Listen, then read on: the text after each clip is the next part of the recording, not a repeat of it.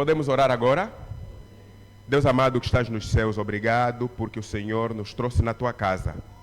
Abençoe, Senhor, a pregação da tua palavra. Possivelmente há irmãos que não passaram bem a noite, não acordaram bem, mas ainda assim, mesmo não estando bem, preferiram vir na tua casa para prestar ao Senhor o culto de adoração. Se esse teu filho, essa tua filha, crê que o Senhor é o médico dos médicos, doutor dos doutores, antes que a tua palavra seja aberta, tão certo como tu vives, em nome de Jesus, agora mesmo determina a cura. Perdoe os pecados dos que te confessam em arrependimento. E nesse exato momento que o nome se torne Emanuel possa ser enterrado e seja glorificado e exaltado, única e exclusivamente o nome do teu Filho Cristo Jesus, que é por quem nós oramos, agradecemos e em uníssono a tua igreja dirá amém. Amém. Deus seja louvado.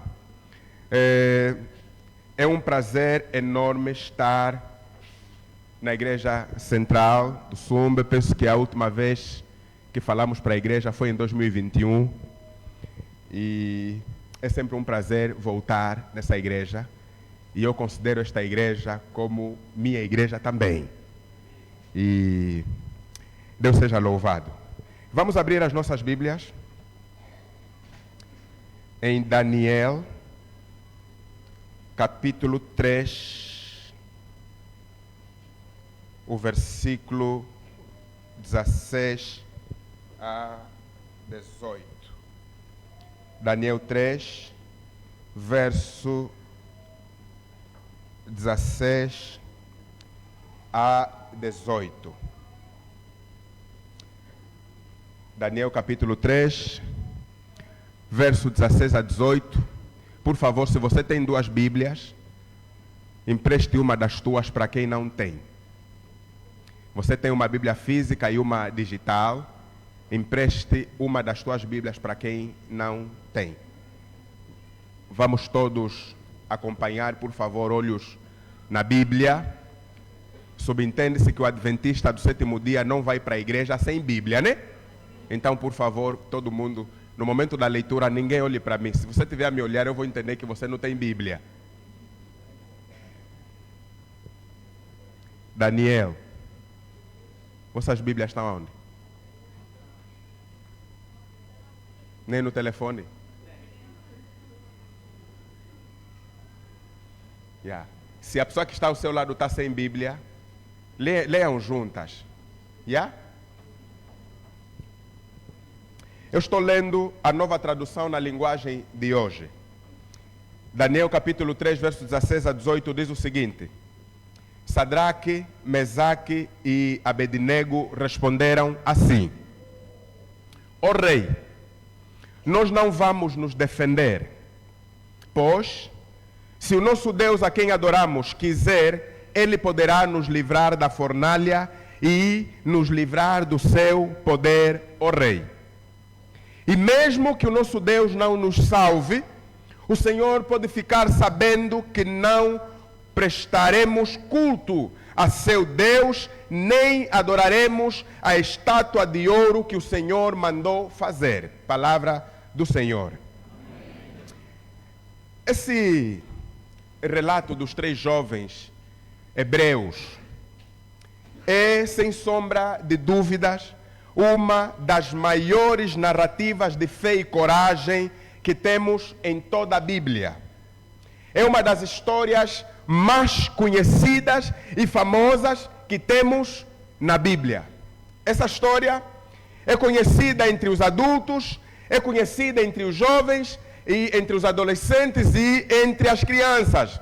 Qual é a criancinha, por exemplo, que nunca tenha ouvido falar dos três amigos de Daniel que foram lançados na fornalha? Essa é daquelas histórias que nunca faltam nos livrinhos das crianças. E ao longo de décadas, ao longo de anos, dezenas de filmes, dezenas de músicas foram criados retratando a bravura destes jovens, Sadraque, Mesaque e Abednego. Afinal, por que eles responderam ao rei dessa forma? Por que eles tiveram essa conversa? Porque quando você vai analisando o verso 16 e 18, você vai perceber que essa conversa não era uma conversa saudável e a maneira como eles respondem ao rei não parece ser uma maneira de responder a um rei, uma maneira saudável para responder ao rei. O que realmente aconteceu? Quando lemos o livro de Daniel, nós vamos perceber que o relato do capítulo 3 começa exatamente no versículo 1. O que está a acontecer aqui no verso 16 a 18, esse relato começa no versículo 1 do capítulo 3. Alô? E no capítulo 3, no versículo 1, lá nos apresentam que, nos é informado que o rei Nabucodonosor mandou fazer uma estátua toda ela de ouro. Estamos juntos, né? Ele mandou fazer uma estátua toda ela de ouro. O rei queria demonstrar o seu poder. O rei queria demonstrar a sua glória. O rei queria mostrar que o seu reino será eterno. Mas a pergunta é, para quem o rei queria mostrar isso? Para quem o rei queria mostrar o seu poder? Para quem o rei queria demonstrar o seu poder? Para quem? Por que o rei construiu a estátua toda ela de ouro? Por que o rei convocou todos do seu reino a se prostrarem diante da estátua? O que aconteceu antes? Você vai perceber que o rei quis afrontar o Deus de Israel. O rei, ao construir a estátua toda ela de ouro, ele quis afrontar, ele estava afrontando o Deus de Israel. E por que ele estava afrontando o Deus de Israel? O capítulo 2 nos diz que ele teve um sonho. Ele sonhou com uma estátua toda ela de metal. E a estátua estava dividida da seguinte forma. A cabeça era de ouro. Quem não está respondendo é adventista. Porque os adventistas sabem disso, né? Eu aprendi isso na classe batismal. A cabeça era de braço e peito de prata. A cintura, os quadris a perna de ferro. E os pés, uma mistura de barro e ferro, ferro e barro. E a Bíblia nos apresenta que Daniel fala para o rei que através deste sonho, Daniel vai dizer ao rei, há um Deus no céu, o qual revela os mistérios. Ele, o Deus do céu, pois fez saber, através do sonho da estátua, fez saber ao rei Nabucodonosor o que há de suceder nos últimos dias. E se queres a interpretação da estátua, do sonho, fica a saber que cada metal na estátua representa um reino. E o rei, você é a cabeça de ouro. E depois de você virá um outro reino, e um reino que será mais forte. Por isso ele vai te destruir, vai te subjugar, vai acabar com teu poder, vai acabar com teu reino, para ele começar a reinar. E Nabucodonosor ouviu isso e não lhe caiu bem. Então, para confrontar, para afrontar o Deus de Daniel, o Deus de Israel, para dizer que o Deus de Daniel está completamente errado, para dizer que o Deus de Daniel se equivocou, que ele falhou na sua previsão, que não há um reino e não há um rei mais poderoso que ele e um reino mais poderoso que o dele. Então o rei decide fazer uma estátua, toda ela de... Enquanto que na estátua que Deus lhe mostrou, só a cabeça era de ouro e o restante das partes do corpo eram de outros metais, e lhe falaram que você, o rei, é a cabeça de ouro. Então ele constrói uma estátua toda de ouro para dizer que da cabeça aos pés sou eu e o meu reino é eterno. E o texto nos diz que ele coloca esta estátua num campo. E ele lança um decreto. O verso 5 do capítulo 3 diz que todos os povos, nações e gentes de todas as línguas, quando ouvirem os sons dos instrumentos musicais, rapidamente tinham que se prostrar e adorar a estátua de ouro que o rei havia levantado. E o decreto dizia que aquele que não se prostrar, rapidamente seria lançado na fornalha de fogo ardente. E a Bíblia vai nos dizer que todos no reino, todos os que foram convocados, tribos, línguas e nações, foram convocados, responderam ao chamado. Todas as pessoas do reino estavam ali no campo de Durã. Os instrumentos musicais foram tocados, e ao soarem os seus sons, se prostraram todos os povos, todas as nações e línguas, e adoraram a estátua de ouro que o rei Nabucodonosor havia levantado. Só que em meio àquela moldura humana, enquanto todos se prostraram, 3 jovens chamaram a atenção. Todo mundo se prostrou e eles permaneceram em pé. Todo mundo ficou atento aos instrumentos musicais. Todo mundo ficou a controlar o momento exato em que os sons poderiam soar, para que não ficassem de fora. E rapidamente, quando os sons começaram a soar, eles se prostraram. Mas esses 3 jovens permaneceram em pé. E é fácil destacar isso, né? Imagina, tá todo mundo de joelho. Vamos a dizer assim, vamos fazer a primeira oração. É de joelho e todo mundo está aí de joelho. E há um irmão aí iluminado pelo Espírito Santo que permanece em pé. É fácil de notar, né? Ou, se todo mundo estiver sentado, todo mundo está sentado e há um irmão abençoado que está em pé. Não está a pregar, não está a fazer nada, porque está todo mundo sentado. É fácil notar a presença dele, né? Chama a atenção. E esses jovens chamaram a atenção. E quem eram esses jovens? A Bíblia fala que os seus nomes eram Ananias, Azarias e Misael. Esses 3 jovens, queridos, estavam conscientes da consequência que teriam ao não se prostrar e adorar a estátua.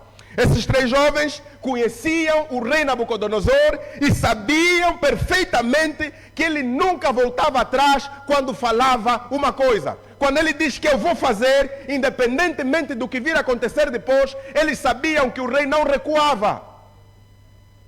Uma das coisas que os reis no passado tinham, até no tempo de Jesus, era manter a palavra a despeito de qualquer coisa. Vocês devem estar se lembrando do que aconteceu em Mateus capítulo 14. O texto nos diz que o governador Herodes deu uma festa no palácio. E aí veio a sua cunhada Herodias com a sua sobrinha. E a sobrinha dançou naquela festa. Lembram dessa história? A sobrinha dançou e agradou o governador. Depois da menina dançar, ele todo emocionado disse: peça o que você quiser, nem que for metade do meu reino eu vou te dar. Ele não fazia ideia do pedido que viria. E aquela menina, por não saber o que pedir, vai pedir conselho à mãe. E a mãe, como já tinha ódio por João Batista, já tinha um ranço pelo João Batista, diz: peça a cabeça do João Batista. Em condições normais, aquele governador não mataria João Batista, porque a Bíblia mostra que ele temia por João Batista. E qualquer mal que ele fizesse a João Batista, ele também temia a reação do povo. Mas, como ele disse, peça o que quiser e eu vou te dar. E como um rei não recua nas suas palavras a despeito de qualquer coisa, o que ele fez? Entregou a cabeça de João Batista num prato. Esses jovens sabiam que ao não se prostrarem, a única coisa que lhes restava era a morte, e morte por carbonização. Mas, mesmo estando consciente desse facto, eles estavam dispostos a morrer.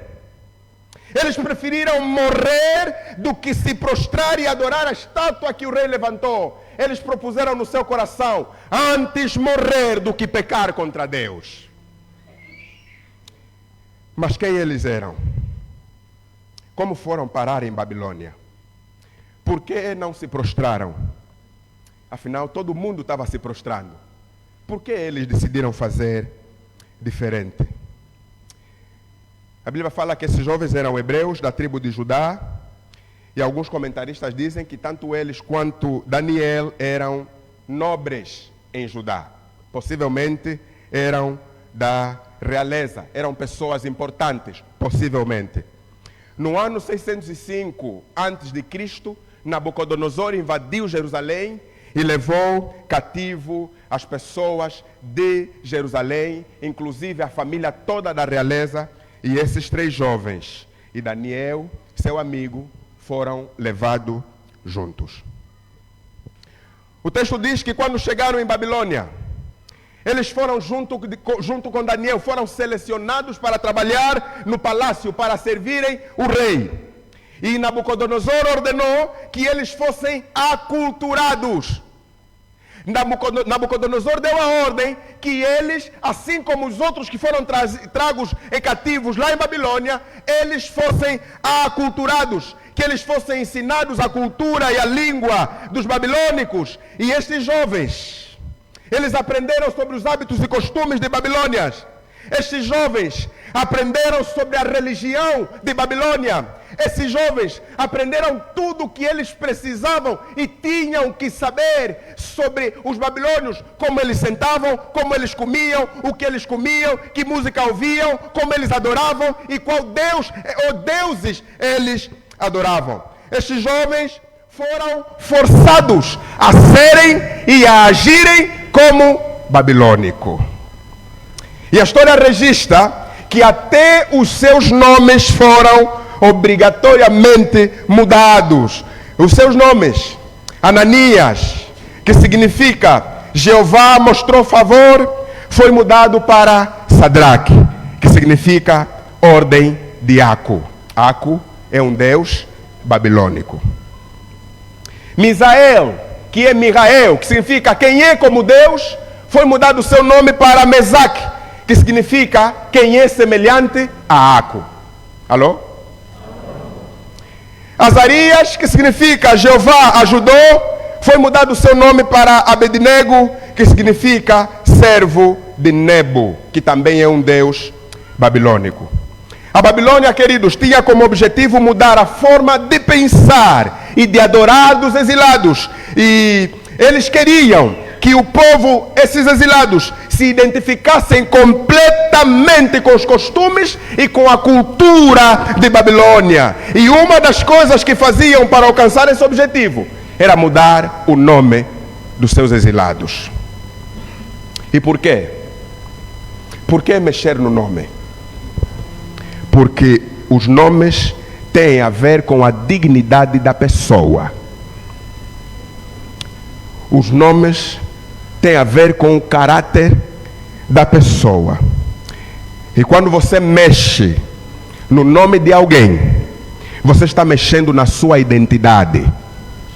Quando você mexe no nome de alguém, você está mexendo na sua dignidade.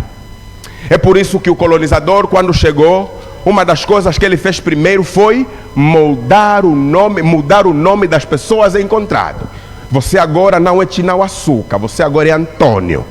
O teu nome agora não é Ngueve, agora é Maria. O teu nome agora não é Matsuense, o teu nome agora é Carlos. Você pode entender? Porque mudando o nome, você está mudando a identidade da pessoa. E hoje nós lutamos sobre identidade cultural, porque um bom número de nós hoje não temos nome nacional. Pelo menos quando eu era criança, se na sala tivesse um colega com um nome Umbundo ou Quimbundo, essa pessoa servia ou enfrentava bullying. Como é que o teu nome, você é bem bonito, é Sandambongo?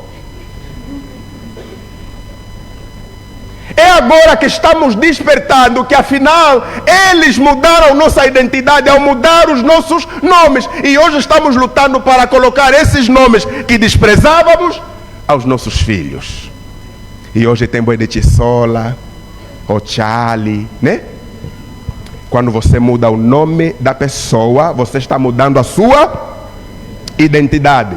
Mas esses jovens, queridos, mesmo sendo aculturados, mesmo sendo instruídos em todos os hábitos e costumes de Babilônia, eles, diz a Bíblia, lá em Daniel capítulo 1, verso 8, eles escolheram não se contaminar com nada de Babilônia. Mesmo sendo aculturados, mesmo sendo instruídos nos hábitos e costumes de Babilônia, mesmo mudando seus nomes, eles colocaram no seu coração: nós não vamos nos contaminar em nada e com nada de Babilônia. Mesmo mexendo seus nomes, eles mantiveram seu caráter intacto. Eles disseram em seus corações: mexam nos nossos nomes, mas não mexam no nosso caráter. Mudem os nossos nomes, mas nunca poderão mudar nossas convicções. Mudem os nossos nomes, mas não vão mudar a nossa identidade. Mudem os nossos nomes, mas nunca mudarão a nossa certeza. Vocês podem mudar os nossos nomes quantas vezes quiserem, mas o nosso caráter só muda se nós quisermos. Alô? Podem mudar os nossos nomes, mas vocês mudem, mas o nosso caráter só muda se nós quisermos. E vocês podem mudar para Sadraque, Mesaque e Abdinego ou para outros nomes, mas nós vamos permanecer fiéis. Mexam nos nossos nomes, mas não mexam na nossa convicção. Mexam nos nossos nomes, mas nunca mudarão nossa identidade. E é assim que eles agiram, firmes e fiéis a Deus. Lá estavam eles. Os instrumentos foram tocados, os sons ecoaram, todas as pessoas do reino se prostraram para adorar a estátua, mas eles não. Eles mantiveram-se firmes e fiéis.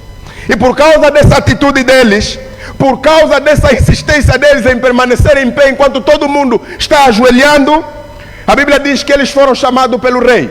E o rei estava chateado. O rei estava mesmo nervoso.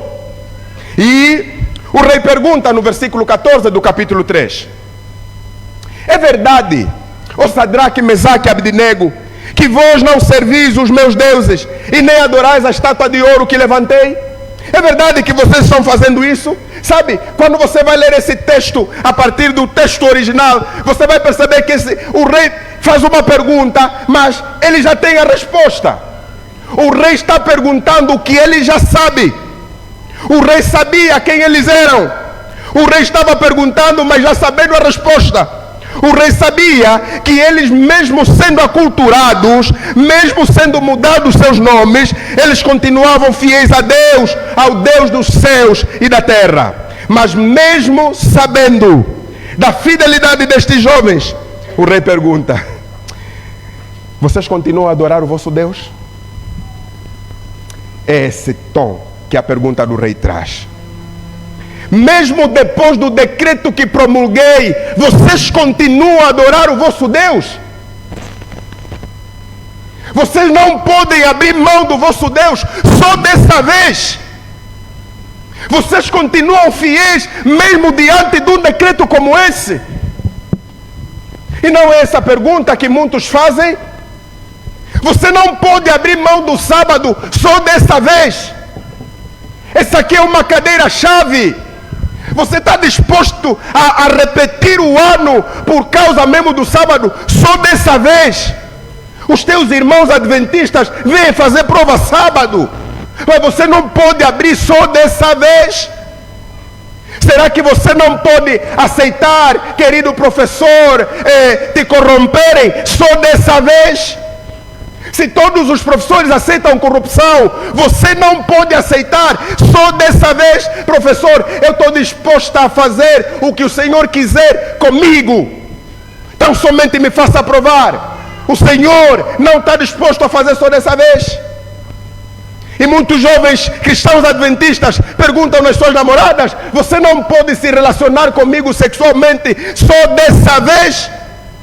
Já fizemos a apresentação, já somos noivos. Agora que somos noivos e você me ama mais do que todos os rapazes da igreja, você não pode se deitar comigo só desta vez?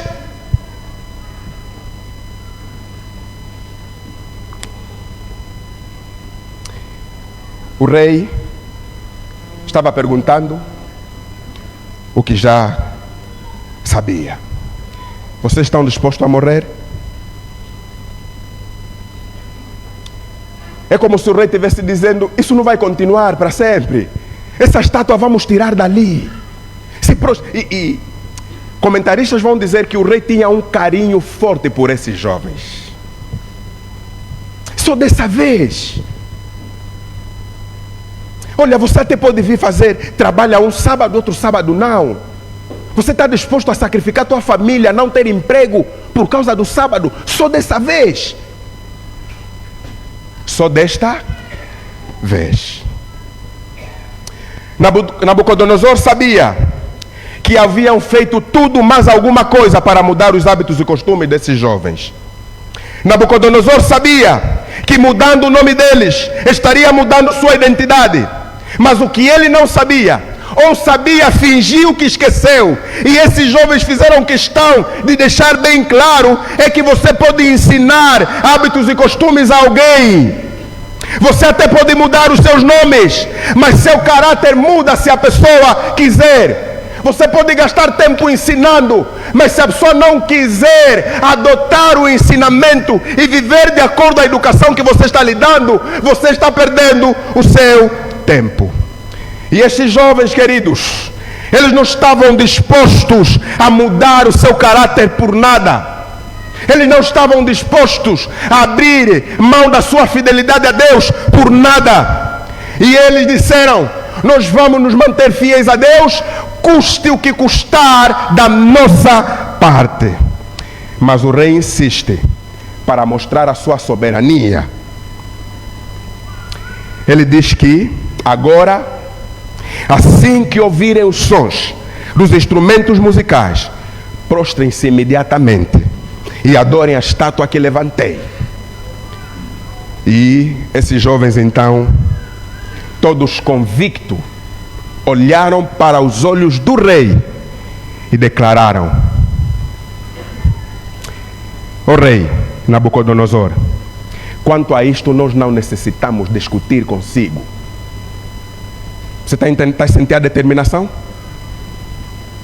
O rei disse: fica mesmo, agora mesmo, eu vou mandar tocar os instrumentos. Não será para toda a nação, só será para vocês. E assim que ouvirem, vocês devem se prostrar. Se vocês não se prostrarem, o rei estava chateado. Estão mexendo na sua autoridade, estão mexendo na sua dignidade, estão mexendo na sua coroa. E ele está dizendo: se vocês não se prostrarem, eu vou vos lançar na fornalha imediatamente. E eles, com toda a convicção, olham para os olhos do rei e eles dizem: nós não vamos nos defender. O rei, você sabe que nós não precisamos discutir sobre isso. O rei sabe que nós não precisamos gastar tempo analisando, debatendo sobre essa questão. Porque o nosso Deus a quem adoramos, se Ele quiser nos livrar da tua mão, ó rei, fica a saber que Ele vai nos livrar. E mesmo que o nosso Deus não nos livre, mesmo que Ele não nos livrar, fica mesmo já saber, ó rei, estamos a te deixar claro, estamos a te meter consciente, fica mesmo sabendo, ó rei, nós não vamos adorar a estátua que o Senhor levantou, nós não vamos adorar os teus deuses, ainda que isso nos custe a vida. Que determinação. Sabe, esses jovens estavam vivendo em terra estrangeira. Esses jovens estavam vivendo em uma terra pagã. Estavam vivendo em meio à idolatria, rodeados por pessoas idólatras. Eles tinham tudo para se desviar. Eles tinham tudo para pecar só um pouquinho. Eles tinham tudo para serem moldados segundo os hábitos e costumes de Babilônia. Mas eles preferiram ser fiel do que se corromper. Eles permaneceram firmes e fiéis a Deus. Eles não se deixaram moldar pelos hábitos e costumes de Babilônia. Eles estavam em Babilônia, mas não se tornaram babilônicos. Eles estavam entre os pagãos, mas não se tornaram pagãos. Eles estavam entre os idólatras, mas não se tornaram idólatras. Eles permaneceram fiéis a Deus, mesmo quando sua vida esteve em perigo. Nós não vamos nos prostrar. Esses jovens, com sua atitude, nos ensinam 5 lições. Você pode encontrar outras lições, mas eu preferi resumir em 5. A primeira lição que esses jovens nos ensinam é que estar em Babilônia não é motivo para nos desligarmos de Deus. Babilônia não pode nos desligar de Deus, porque nós estamos conectados com Deus em Babilônia, em Samaria, em Damasco, em Jerusalém. Não importa o lugar e o meio em que estivermos, a nossa conexão com Deus deve permanecer intacta. Você não pode ser Maria vai com todos. Quando você está no meio de cristão, você age como cristão. Quando está no meio de mundanos, você se desliga de Deus e age como mundano. Querido, viver em Babilônia não é motivo de nos desligarmos de Deus. Alô? Segundo, o fato de estarmos em Babilônia não significa que temos de adotar os hábitos e costumes de Babilônia. Eles fazem, deixem eles fazerem, porque isso lhes agrada e agrada os seus deuses. Nós não precisamos adotar os hábitos e costumes de Babilônia. Não precisamos, não devemos e não precisamos. O terceiro, é possível ser fiel a Deus mesmo estando em Babilônia. Não importa a pressão que você está sofrendo, é possível sim ser fiel em Babilônia. Ah não, eu caí porque todo mundo aí também faz a mesma coisa. Mentira! Esses jovens estão nos provando por A mais B que é possível sim ser fiel em Babilônia. Babilônia não deve ser a razão para a nossa infidelidade. O quarto, o facto, querido, eu gostaria que o irmão prestasse mesmo atenção nisso. O facto de estar todo mundo fazendo, você não é todo mundo. Você não é todo mundo. Se todo mundo está fazendo e o que todo mundo está fazendo é errado, querido, você não é todo mundo. E eu gostaria que você olhasse para a pessoa do seu lado e lhe repita essas palavras. Olhe para ele e diga assim: ainda que todos estiverem fazendo, se o que estão fazendo é errado, você não é todo mundo. Lhe pergunta, entendeu? Você não é todo mundo. Reais, você não é todo mundo. Jandira, você não é todo mundo. Ah, todo mundo faz, eu também vou fazer. Quem disse? Se o que as pessoas estão fazendo é errado, querido, não importa se você é a única pessoa no meio de 32 milhões de pessoas, você não é todo mundo. Não é porque as pessoas, as mulheres da tua era, do teu tempo, da igreja, estão a vestir coisas indecentes que você também deve vestir. Ainda que essa mulher que está se vestindo indecentemente seja a esposa do pastor, lembre-se, você não é todo mundo. Ah, aqui na igreja, a juventude agora estão a começar a beber booster. Você não é todo mundo. Ah, aqui na igreja agora já não está na moda namorar sem sexo. Estamos a namorar, também estamos a se provar. Você não é todo mundo. Ah, aqui na igreja os irmãos, quando tem problema, eles correm nas casas escuras. Você não é todo mundo. Está na moda trair. O marido agora também tem que ter seu pitisco. Você não é todo mundo.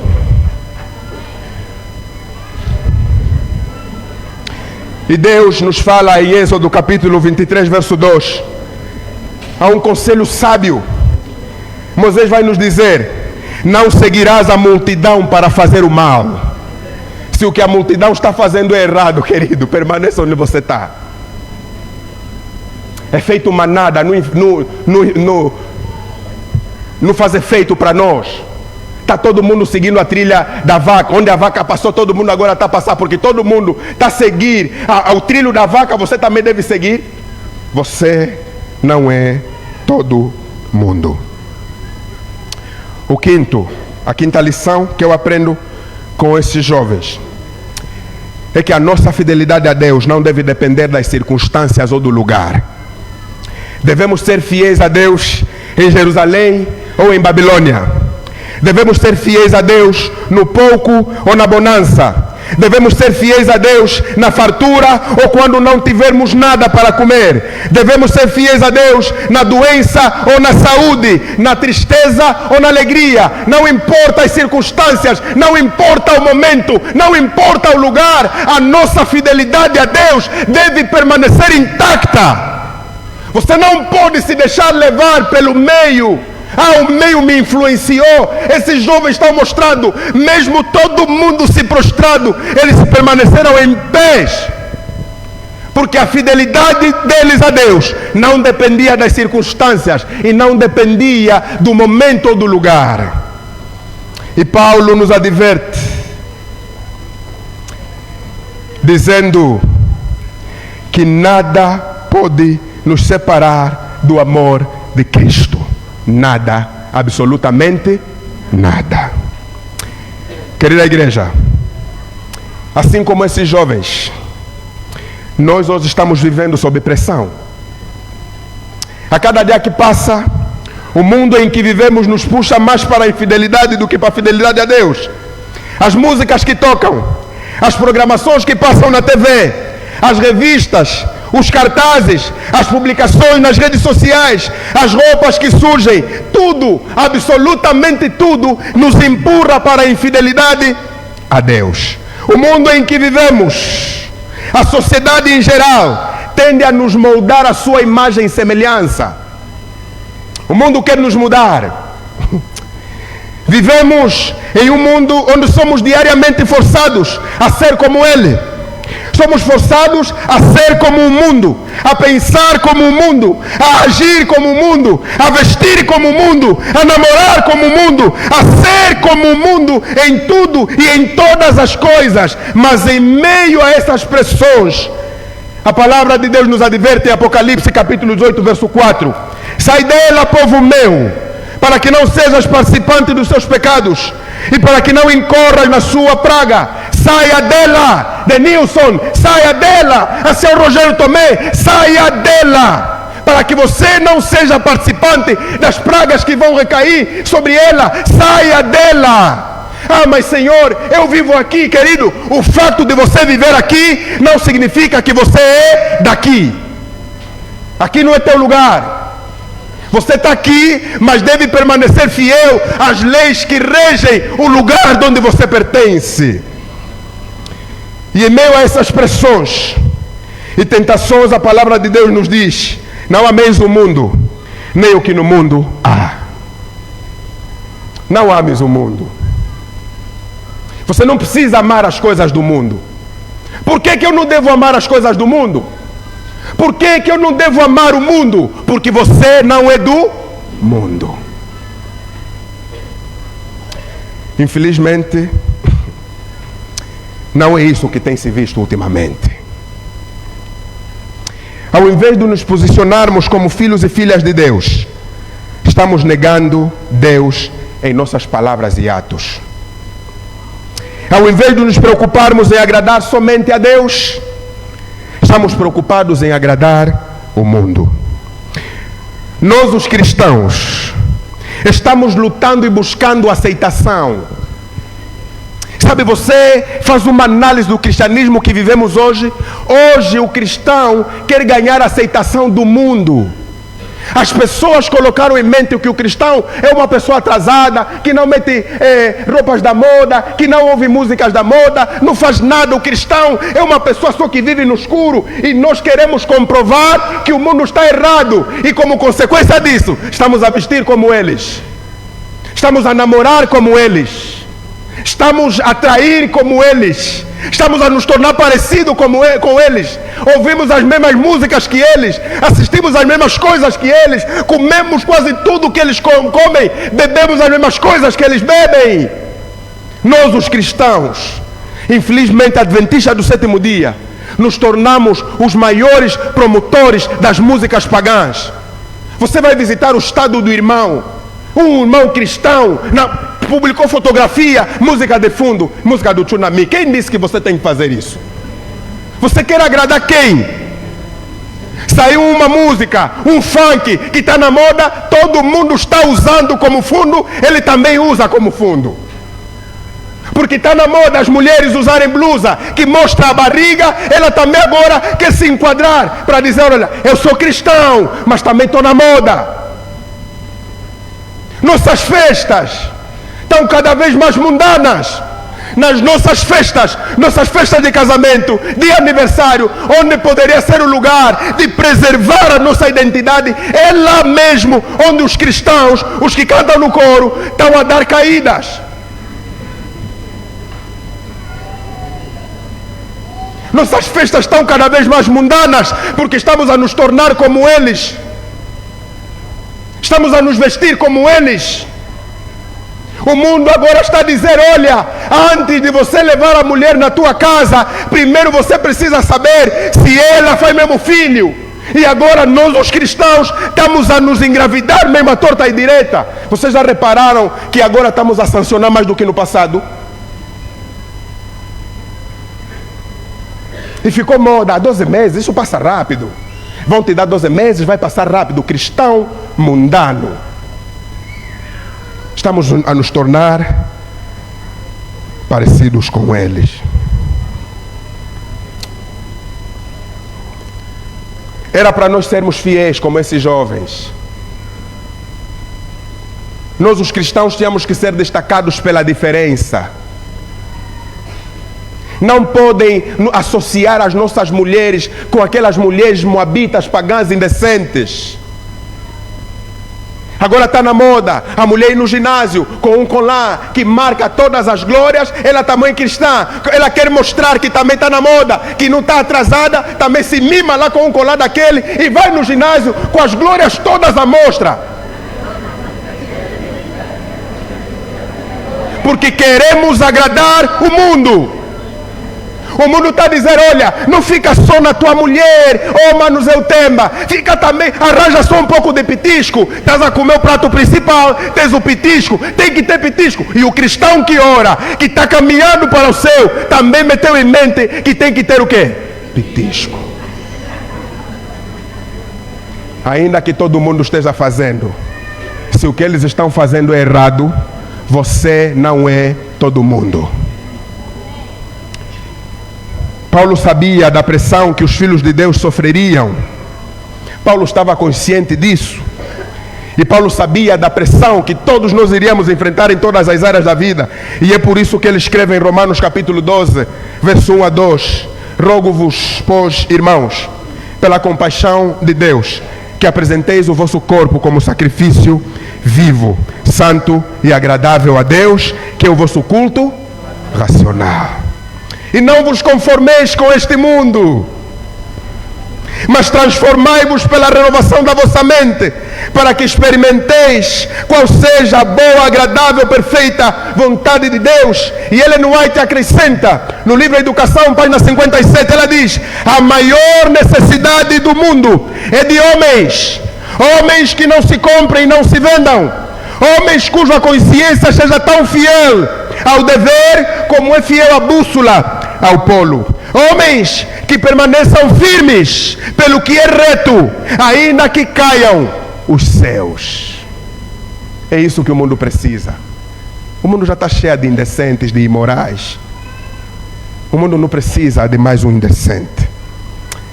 Querida igreja, estar no mundo não é motivo para sermos mundanos.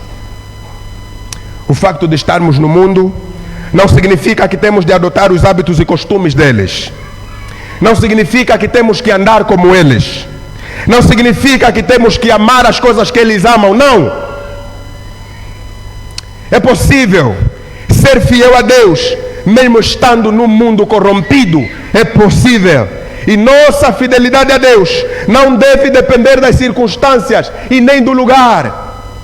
Deus, nesse momento em que vivemos, nos dias em que vivemos, Deus está à procura de adoradores, homens e mulheres fiéis, como Ananias, Azarias e Misael, homens e mulheres que não se prostram a qualquer estátua lá encontrada na esquina, homens que permaneçam em pé, permaneçam com a sua fé e fidelidade a Deus intacta, ainda que isso lhes custe a vida.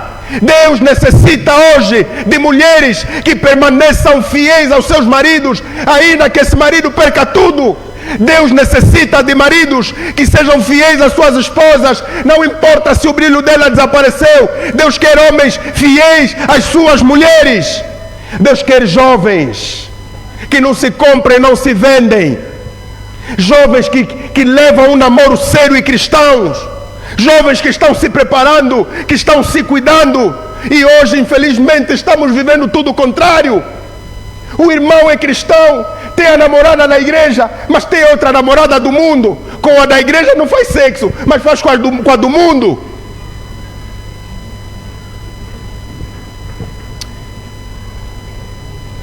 Precisamos mudar, queridos. Precisamos mudar. Jesus está voltando.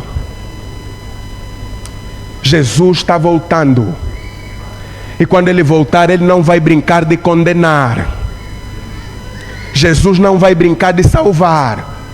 Jesus não vai brincar de condenar. E se Jesus não vai brincar de condenar, por que nós estamos brincando de ser fiéis? E eu fico às vezes pensando em que momento nos perdemos. Em que momento começamos a normalizar o mundanismo? Era para nós impactar o mundo com a palavra de Deus. Era para nós impactar o mundo com nossas palavras e atos. Agora somos nós que, ao invés de impactar o mundo está a nos impactar. Ao invés de moldarmos o mundo está a nos moldar a sua imagem e semelhança. Não é para isso que Cristo morreu. Não é esse povo que Cristo vem buscar. Não é para isso que você foi chamado. Não é para isso que você foi batizada. Eu duvido que alguém decidiu ser batizada para ser mundana. Eu duvido que você frequentou classe batismal, você veio aqui em frente, dedicou-se para o batismo, para depois ser semelhante ao mundo. Deus deseja homens e mulheres. Hoje Sadraque, Mesaque e Abednego já não estão entre nós. Temos apenas a história deles, a bravura deles. Mas hoje Deus quer que você tenha a mesma ação que esses jovens tiveram. Ainda que todo mundo estiver fazendo na igreja, se o que todo mundo está fazendo é errado, você não é todo mundo. Queridos, nós existimos para fazer a vontade de Deus. Nós existimos para espelhar Jesus por nossas palavras e atos. Cada palavra que sai da nossa boca deve ser para manifestar Jesus.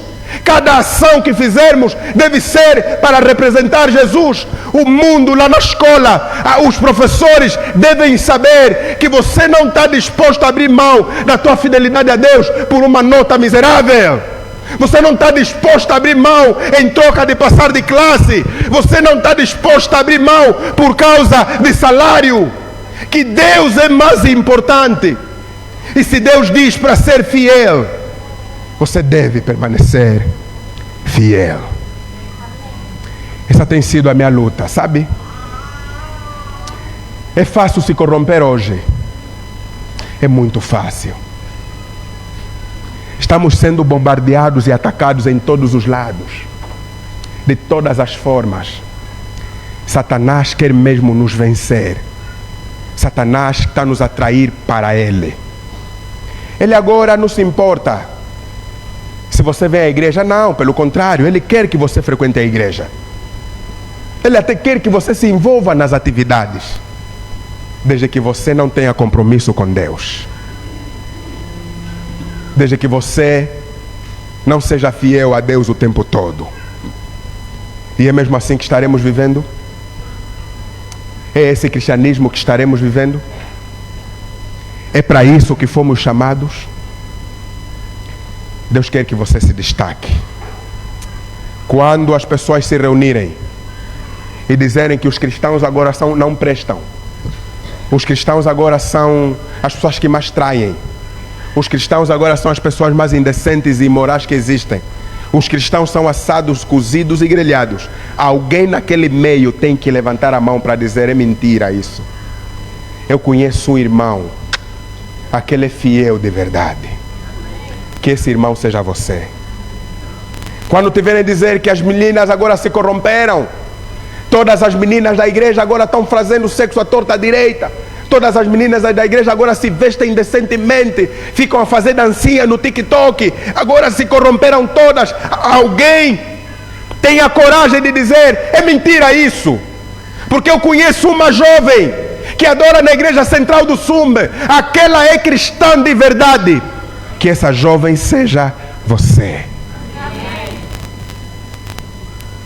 Lembre-se, ainda que todo mundo estiver fazendo, se o que eles estão fazendo é errado, você não é todo mundo.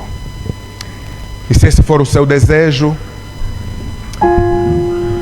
ser fiel a Deus, ainda que isso te custe a aprovação, transitar de classe, ainda que isso te custe o emprego, ainda que isso te custe a vida, se é seu desejo ser fiel a Deus, ainda que todo mundo te vire as costas pela tua fidelidade a Deus, é teu desejo dizer: Senhor, quero ter a mesma autoridade, a mesma convicção que esses 3 jovens tiveram.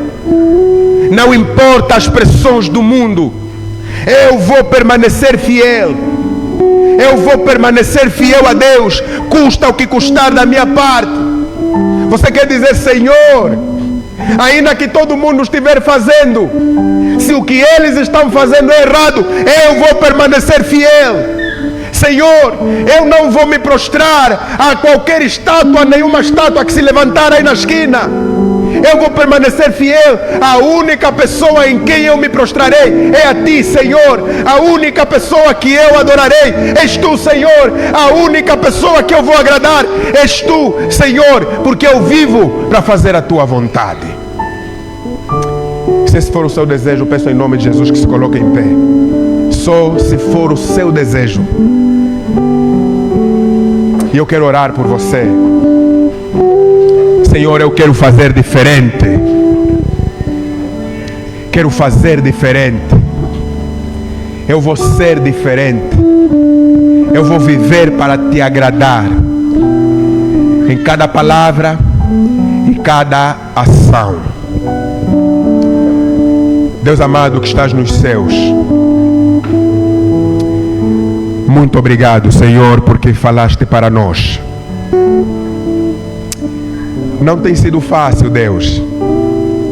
E o Senhor sabe que não tem sido mesmo fácil. Mas não é impossível. Senhor, o mundo nos ataca de todos os lados, de todas as formas. Em qualquer esquina, Senhor, há um chamado para nós, para sermos infiéis a Ti. Senhor, infelizmente dentro do cristianismo de modo geral, que deveria ser a reserva moral, da decência, da modéstia, do pudor, Senhor, aqui também no cristianismo estamos nos corrompendo. Não está sendo fácil, Senhor. Mas nós sabemos que podemos todas as coisas porque o Senhor nos fortalece. Nos entregamos nas Tuas mãos, Deus. Senhor, queremos fazer disso estilo de vida. Ainda que todo mundo estiver fazendo, se o que eles estiverem fazendo for errado, Senhor, nós queremos permanecer em pé, fiéis a Ti, custa o que custar da nossa parte, Deus. Senhor, por favor, nos ajude, Senhor, a não amar o mundo nem as coisas do mundo. Nos ensine a ser fiéis como esses jovens foram fiéis a Ti, Senhor. Não importa a pressão que servirmos, que o mundo nos conheça e saiba que lá, Senhor, nos nossos locais de trabalho, lá nas nossas escolas, eles possam saber que nós não estamos dispostos a abrir mão, Senhor, da nossa fidelidade a Deus. Que nós permaneceremos fiéis. Ainda que todos os professores marquem a prova no sábado, nós vamos permanecer fiéis, Senhor. Por isso nos colocamos em pé. Ainda que os nossos patrões nos obriguem a vir sábado, nós estamos em pé para dizer: Senhor, vamos permanecer fiéis. Nos ajude a fazer somente a tua vontade e nada mais do que a tua vontade. Perdoe, Senhor, todas as vezes que cedemos às pressões do mundo. Perdoe-nos, Senhor, por todas as vezes que, para agradar alguém, tivemos que abrir mão da nossa fidelidade a Ti. Nos perdoe por todas as vezes que promovemos a indecência e a imoralidade, Senhor, só para mostrar ao mundo que nós não somos tão quadrados assim. Que o mundo possa saber que nós somos fiéis e que a nossa fidelidade é inegociável. Salva-nos para o Teu reino. Escreva os nossos nomes no livro do Cordeiro. Em nome de Jesus. Amém. Amém.